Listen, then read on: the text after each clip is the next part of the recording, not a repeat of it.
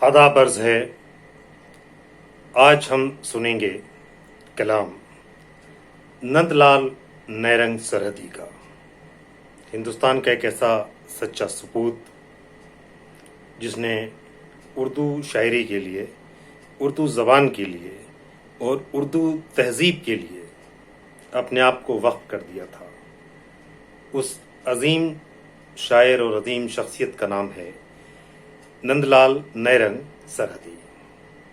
आइए सुनते हैं गज़ल नंदलाल नैरंग सरहदी का कलाम बावाज़े शफ़ी अय्यूब। किसी नामेहरबां को मेहरबां हम कह नहीं सकते, किसी नामेहरबां को मेहरबां हम कह नहीं सकते, कफ़स सोने का भी हो आशियां हम कह नहीं सकते।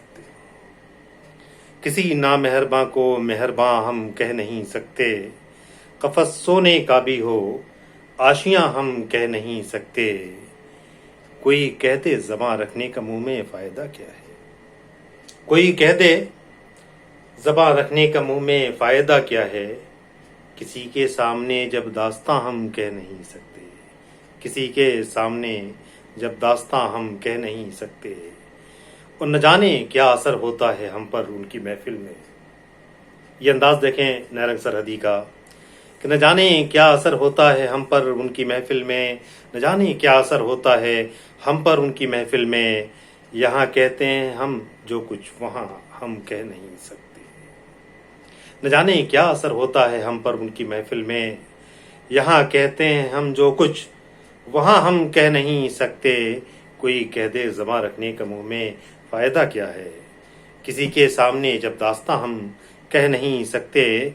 और मोहब्बत असल में नाकामियों की एक दुनिया है, मोहब्बत असल में नाकामियों की एक दुनिया है। वहाँ होते हैं कैसे इम्तिहान हम कह नहीं सकते, वहाँ होते हैं कैसे इम्तिहान हम कह नहीं सकते। न जाने क्या असर होता है हम पर उनकी महफिल में। यहाँ कहते हैं हम जो कुछ वहाँ हम कह नहीं सकते। किसी नामेहरबां को मेहरबां हम कह नहीं सकते, कफ़स सोने का भी हो आशियां हम कह नहीं सकते। कोई कह दे ज़बां रखने का मुंह में फ़ायदा क्या है, किसी के सामने जब दास्तां हम कह नहीं सकते। यह खूबसूरत कलाम है जनाबे नंदलाल नैरंग सरहदी का। बावाज़े शफ़ी अय्यूब आपने समाअत फरमाया, शुक्रिया। अगले वीडियो में हम फिर किसी और शायर के साथ, किसी और खूबसूरत कलाम के साथ आपके रूबरू होंगे। शुक्रिया, नवाजिश।